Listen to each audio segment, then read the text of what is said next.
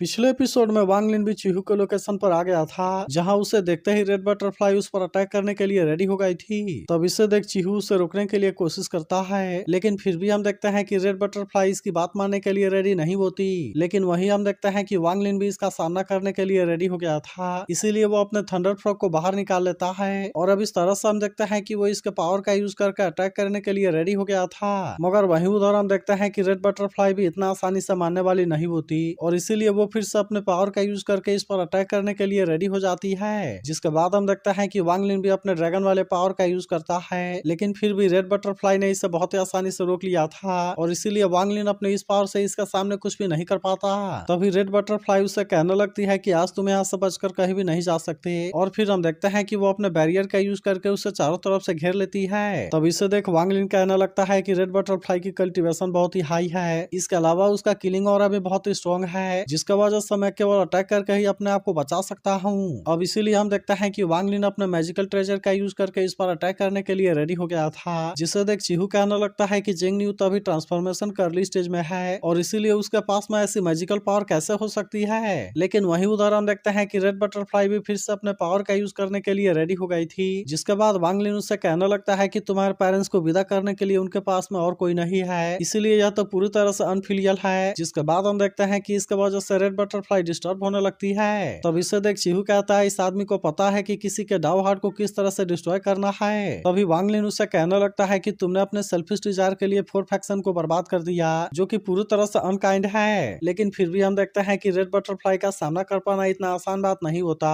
और हम देखते हैं कि वो फिर से अपने पावर का यूज करके इसके अटैक को रोकने लगती है। तभी वांग लिन कहने लगता है कि तुमने बिना किसी वजह के मेरे ऊपर अटैक किया, और इसीलिए यह तो पूरी तरह से अनजस्ट है। इसी के साथ वो कहने लगता है कि तुमने अपने आप को जुकी किंगडम को बेच दिया, और इसीलिए ये तो डिसलॉयल है। इसके बाद हम देखते हैं कि वांग लिन अपने मैजिकल ट्रेजर का यूज करके इस पर अटैक करने के लिए रेडी हो गया था। लेकिन अभी भी हम देखते हैं कि रेड बटरफ्लाई इतना आसानी से हार मानने वाली नहीं होती, इसीलिए वो भी अपने किसी फ्लावर जैसे ट्रेजर को बाहर निकाल लेती है। और फिर हम देखते हैं कि उसने केवल इसके एक पेटल का यूज करके इसके अटैक को बहुत ही आसानी से रोक दिया था। अब इसी वजह से हम देखते हैं कि वांग लिन भी इसका सामने कुछ नहीं कर पाया होता, और फिर कहने लगता है कि मैंने टाइम और प्लेस का पूरा एडवांटेज लिया, लेकिन इसके बाद भी मैं इसे हिला नहीं सका। वहीं उधर हम देखते हैं कि रेड बटरफ्लाई इसके ऊपर गुस्सा हो गई थी, और कहने लगती है तुम ऐसे पहले हो जिसने मुझे अपने लाइफ सेविंग ट्रेजर को बाहर निकालने के लिए मजबूर किया। और इसके बाद हम देखते हैं कि वो फिर से इसके ऊपर अटैक करने के लिए रेडी हो गई थी। लेकिन तभी हम देखते हैं कि चीहू इनको रोकने के लिए रेडी हो गया था, और कहने लगता है कि तुम दोनों को यहाँ पर मैंने ही इन्वाइट किया है, इसीलिए अगर ये फिर से कंटिन्यू हुआ तो फिर इसके बारे में रूड होने के लिए तुम मुझे ब्लेम ना करना। तब इस पर वांग लिन उससे कहता है कि मैंने इसे शुरू नहीं किया था। जिसके बाद रेड बटरफ्लाई चीहू से कहने लगती है कि इस मैटर से तुम्हारा कोई लेना देना नहीं है, और इसीलिए मैं चाहती हूँ कि तुम यहाँ से पीछे हट जाओ। तब इस पर चीहू कहता है कि तुम दोनों यहाँ मेरे इन्विटेशन पर आए हो, इसीलिए अगर तुमने फिर से इसके लिए कोई एक्शन लिया तो ऐसा लगता है कि तुम मुझे इनजस्टिस में ट्रैप कर रही हो। अब इसीलिए हम देखते हैं कि वो इसमें वांग लिन का साथ देने के लिए रेडी हो गया था, और फिर कहता है कि अगर इसमें मैं नहीं मरा तो फिर मैं इसके बारे में मास्टर सी को रिपोर्ट जरूर करूंगा। लेकिन वही हम देखते हैं कि वांग लिन को अभी भी किसी चीज के बारे में कोई चिंता नहीं होती,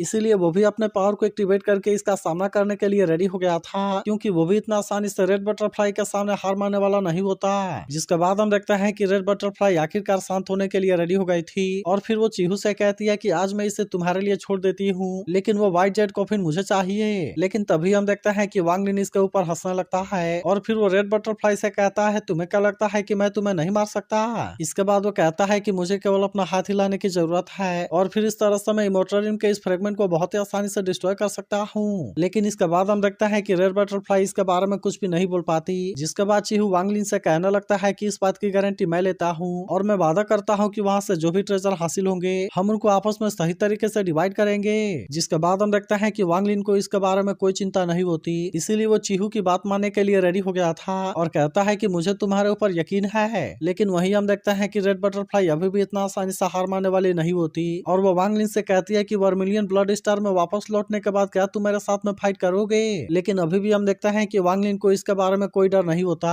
और इसीलिए वो भी इसके चैलेंज के लिए मान गया था। इसके बाद अगले सीन में हम किसी सीनियर को देखते हैं, जहाँ उसके सामने किसी लड़की की बॉडी होती है, और फिर वो उससे कहने लगता है कि टिंगर हम घर पे हैं, और भले ही हजारों साल यहाँ पर हो गए हैं, लेकिन इसके बाद भी तुम उतनी ही सुंदर हो। फिर वो कहने लगता है कि तुम अभी भी पूरी तरह से सही हो, और ये सब उस सेलेस्टियल जेट का नरिशमेंट की वजह से हो पाया। फिर वो कहने लगता है कि मैं अभी भी तुम्हारे लिए नए सेलेस्टियल जेट को खोजूंगा, जबकि वही लोग कहते कहते हैं कि मैं तो पूरी तरह से पागल हूँ और मैं एक डेड बॉडी से प्यार करता हूँ, लेकिन अभी भी हम देखते हैं कि इससे बाकी लोगों के बारे में कोई चिंता नहीं होती। इसीलिए वो कहता है कि तुम्हें इसके बारे में चिंता करने की कोई जरूरत नहीं है, क्योंकि मैं हमेशा तुम्हें प्रोटेक्ट करूंगा। इसके बाद हम देखते हैं कि इसने टिंगर के बॉडी को फिर से अंदर रख लिया था और कहता है कि जो कोई भी हमारे सामने आएगा वो मेरे हाथों मारा जाएगा। वहीं हम देखते हैं कि वे तीनों रेड बटरफ्लाई के आइस स्कल्पचर के ऊपर बैठकर जा रहे थे, जिसे देख चीहू कहने लगता है कि ये तो बहुत ही शानदार है और इसीलिए मैं इसकी तारीफ करना चाहता हूँ, क्योंकि अगर ये हमारे पास में नहीं होता तो फिर इसके बिना हम सेलेस्टियल रिल्म के एक्सट्रीम कोल को पार नहीं कर पाते।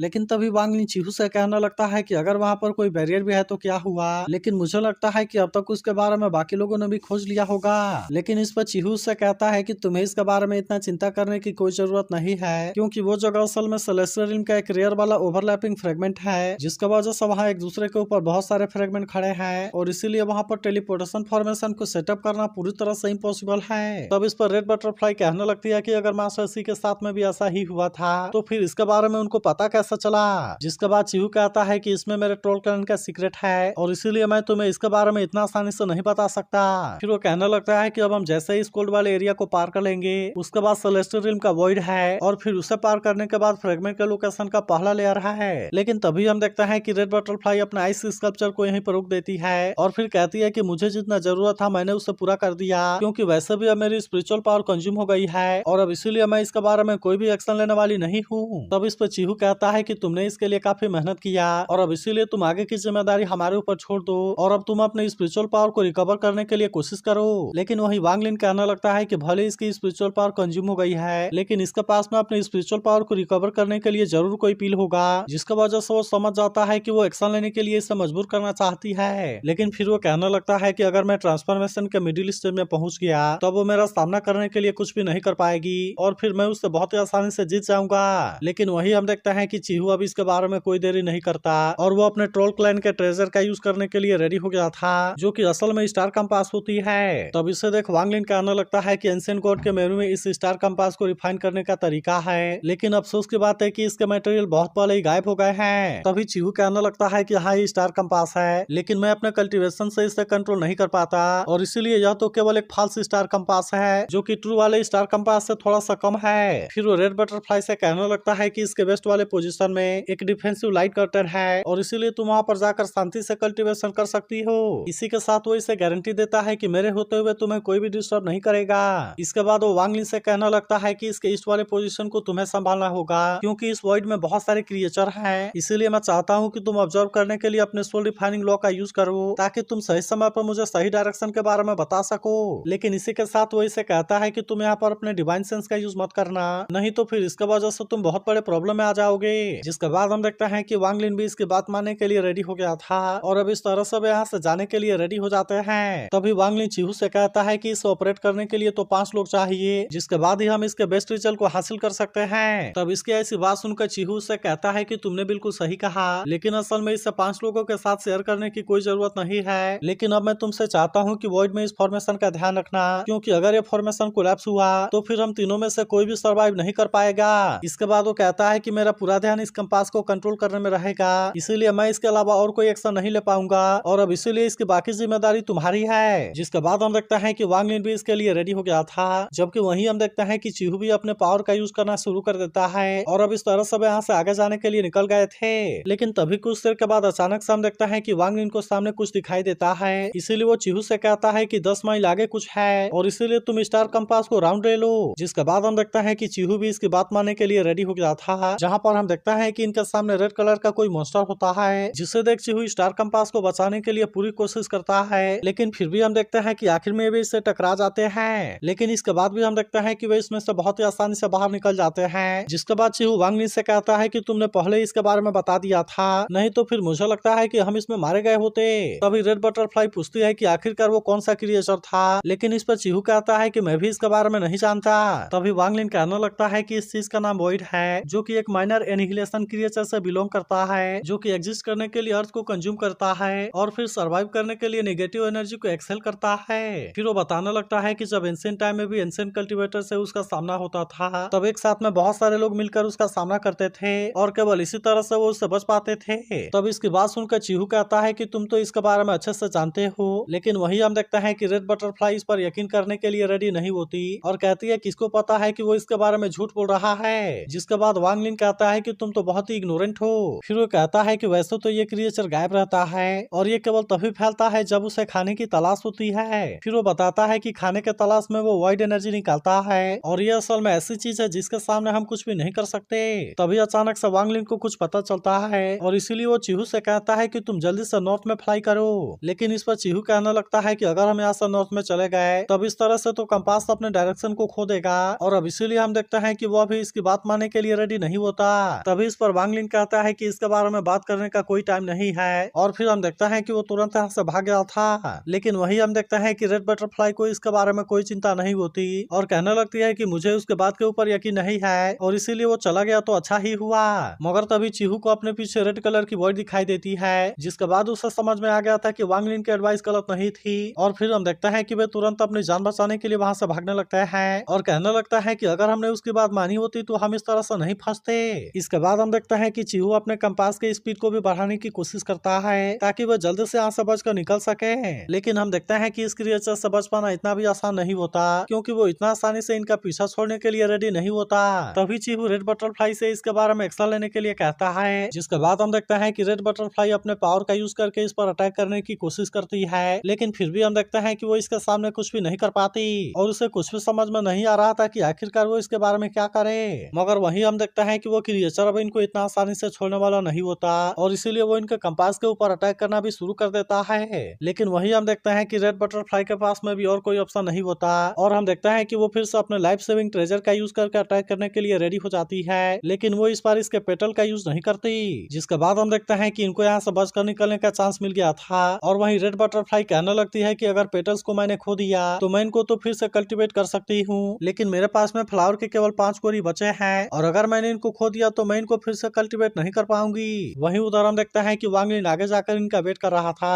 और तभी कुछ देर में वे दोनों भी वहाँ पर आ जाते हैं। इसके बाद चीहू वांग लिन से कहता है कि आओ हम इसके बारे में बात करें और फिर वो कहता है कि मैं अपनी गलती मानने के लिए रेडी हूँ और इसके बाद वो उससे पूछता है कि उस क्रिएचर के पास में और कौन सी बात है। तब इस पर वांग लिन उससे कहता है कि तुम्हें इसके बारे में कुछ ज्यादा चिंता करने की जरूरत नहीं है क्योंकि अब तुम मैप के डायरेक्शन के अकॉर्डिंग फॉलो कर सकते हो और अब इसीलिए हमें फ्लाई करने के लिए एक रास्ता खोजना होगा। जिसके बाद हम देखते हैं कि चीहू इसकी बात मानने के लिए रेडी हो गया था और फिर वो सोचने लगता है कि स्टार कंपास तो डैमेज हो गया इसीलिए लंबे टाइम तक फ्लाई कर पाना बहुत ही मुश्किल है और अब इसीलिए हमें अपने प्रोग्रेस को फास्ट करना होगा। लेकिन हम देखते हैं कि उसके पास में वांग लिन के बात मानने के अलावा और कोई ऑप्शन नहीं होता और फिर कहता है कि अभी हमें इसकी बहुत ज्यादा जरूरत है। इसके बाद हम देखते हैं कि वे 10 दिनों तक ऐसे ही फ्लाई करते हैं लेकिन असल में इतने टाइम में कंपास को कोई भी डैमेज नहीं होता और इसीलिए चीहू इसके लिए वांग लिन को थैंक यू कहता है। तब इस पर वांग लिन उससे कहता है कि तुम तो बहुत ही काइंड हो। इसके बाद वो इससे कहता है कि मैंने भी इतने टाइम में तुमसे काफी बात किया और इसीलिए मुझे भी इसमें काफी फायदा हुआ। लेकिन तभी हम देखते हैं कि ऐसी बात सुनकर चीहू हंसने लगता है और फिर कहता है कि मेरा troll clan originally vermilion dollar star से नहीं है बल्कि बहुत सालों पहले हमारे एंसेस्टर यहाँ पर माइग्रेट हुए थे जिसके वजह से हमारे डिवाइन एबिलिटी में कुछ अंतर है। मगर तभी अचानक से हम देखते हैं कि वांग लिन को कुछ दिखाई देता है इसीलिए वो इनसे वेट करने के लिए बोलकर तुरंत यहाँ से चला जाता है। फिर हमें पता चलता है कि ये चीज असल में गोल्डन पर्पल स्टोन है जो कि स्टार कंपास के लिए बहुत ही जरूरी मटेरियल है। फिर वो कहता है कि वर्मिलियन ब्लड स्टार को छोड़ने के लिए स्टार कंपास की जरूरत है इसीलिए हम देखते हैं कि वो अब इसके बारे में कोई देरी नहीं करता और तुरंत अपने पावर का यूज करके इसे अपने पास में रख लेता है। इसके बाद वो इनके पास में वापस आ गया था जहाँ चीहू इनसे बताने लगता है कि जब हम कंपास पर आने के लिए तुम्हारा वेट कर रहे थे तभी अचानक से हमें इसमें जोरों का झटका लगा और किसी पावर ने हमें इसमें से बाहर फेंक दिया। तब इस पर वांग लिन सोचने लगता है कि एंशिएंट गॉड के मेमोरी में इसे रिपेयर करने का तरीका है। वहीं चीहू कहने लगता है कि अब स्टार कंपास बहुत ही बुरे तरीके से डैमेज हो गया है और अब इसीलिए हम फ्लाई करने के लिए इसका यूज नहीं कर सकते और अब इसीलिए हम केवल अपने मैजिकल पावर का यूज करके फ्लाई कर सकते हैं। जिसके बाद हम देखते हैं कि वांग लिन भी इसकी बात मानने के लिए रेडी हो गया था और अब इसीलिए हम देखते हैं कि वो तुरंत यहाँ से जाने लगते हैं। तभी वांग लिन को ऐसा फील होता है कि कोई चीज उसका पीछा कर रही है लेकिन अभी के लिए हम देखते हैं कि वो इस पर ध्यान नहीं देता और फिर 3 दिन के बाद आखिरकार वे अपने लोकेशन पर पहुंच जाते हैं। तब इसे देखते ही चीहू कहने लगता है कि ये वही जगह है क्योंकि ये प्लम बॉसम नंबर मेरे एंसेस्टर ही छोड़ गए थे। लेकिन वही हम देखते हैं कि वांग लिन को अभी भी इसके बारे में ज्यादा कुछ समझ में नहीं आया था और फिर वो कहने लगता है कि अगर मैप को देखकर इसके बारे में बात किया जाए तो मुझे भी समझ में नहीं आ रहा कि आखिरकार वो ओवरलैप वाला फ्रेगमेंट कहाँ पर है। लेकिन तभी रेड बटरफ्लाई कहने लगती है कि ये बकवास करना बंद करो क्योंकि मुझे लगता है कि ये जरूरी सेकंड लेयर होगा क्योंकि ये जगह पूरी तरह से शांत है। लेकिन इस पर वांग लिन कहता है कि तुम अभी भी इग्नोरेंट हो। लेकिन तभी चीहू भी कहने कहने लगता है कि ये सच में सेकंड लेयर है, क्योंकि मेरे एंसेस्टर ने भी ऐसा ही गेस किया था और इसीलिए ऐसा हो सकता है कि इसके नीचे कोई थर्ड लेयर भी हो। मगर वही हम देखते हैं कि वो सीनियर भी सेलेस्टियल क्रिस्टल को खोजने के लिए निकल गया था, जो कहने लगता है कि टिंगर तुम इसके बारे में कोई चिंता ना करो, क्योंकि थर्ड लेयर में और भी सेलेस्टियल जेट जरूर होंगे। वहीं उधर हम देखते हैं कि वे तीनों भी नीचे की तरफ जाने लगते हैं, लेकिन अब वहाँ के नजारे को देखते ही चीहू पूरी तरह से हैरान हो गया था और फिर कहता है कि मेरे एंसेस्टर की कही हुई बात गलत कैसे हो सकती है और मुझे समझ में नहीं आ रहा कि वो जेट कॉफिन यहाँ से गायब कैसे हो गया। लेकिन वही हम देखते हैं कि रेड बटरफ्लाई इसके बारे में कोई बात सुनने के लिए रेडी नहीं होती और कहने लगती है कि अगर तुमने इसके बारे में मुझे कोई एक्सप्लेनेशन नहीं दिया तो फिर मैं तुम्हें इतना आसानी से नहीं छोड़ूंगी। लेकिन वही वांग लिन को पता था कि चीहू इसके बारे में झूठ नहीं बोलेगा, इसीलिए वो समझ जाता है कि यहाँ पर जरूर ही कुछ हुआ होगा। जिसके बाद वो रेड बटरफ्लाई से कहता है कि आपस में बहस करना बंद करो और मुझे इसके बारे में कुछ काम करने दो। वही चीहू कहने लगता है कि मैं इसके बारे में थोड़ा सा लापरवाह हो गया था, लेकिन मैंने भी ऐसा कुछ उम्मीद नहीं किया था। मगर वही हम देखते हैं कि रेड बटरफ्लाई अभी भी इसकी कोई बात सुनने के लिए रेडी नहीं होती और कहने लगती है कि अगर तुमने इसके बारे में क्लेरिफाई नहीं किया तो फिर इसके लिए तुम मुझे ब्लेम ना करना कि होंगडाई ने फ्रेंडशिप को तोड़ दिया। तब इस पर चीहू से कहता है कि तुम्हें इसके बारे में परेशान होने की जरूरत नहीं है, क्योंकि मैं वापस आने के बाद इसके बारे में तुम्हें जरूर बताऊंगा और भले ही मैं तुम्हारे होंगडाई के कंपेयर में कुछ भी नहीं हूँ, लेकिन इसके बाद भी मैं अपने वादे का पक्का हूँ। तभी वांग लिन कहने लगता है कि अगर नीचे सच में कोई थर्ड लेयर है तो फिर यहाँ पर कोई ना कोई एंट्रेंस जरूर होना चाहिए। जिसके बाद हम देखते हैं कि वे भी इसके बारे में पता लगाने के लिए रेडी हो गए थे। तभी अचानक से हम देखते हैं कि कोई इन पर अटैक करने के लिए कोशिश करता है, जिसे देखते ही वांग लिन तुरंत वहाँ से साइड हो गया था। जबकि वहीं हम देखते हैं कि वे दोनों इसमें इंजर्ड हो जाते हैं, मगर तभी हमें पता चलता है कि ये तो वही सीनियर है, जिसे देखते ही चीहू कहता है कि ये तो 5 एलिमेंट सेक्ट का जुई है। तो अगर एक्सप्लेनेशन अच्छी लगी हो तो इस वीडियो को लाइक और इस पर एक कमेंट जरूर कर देना और अगर आप इसके अगले एपिसोड के लिए एक्साइटेड हो तो इसके बारे में कमेंट करके जरूर बताना।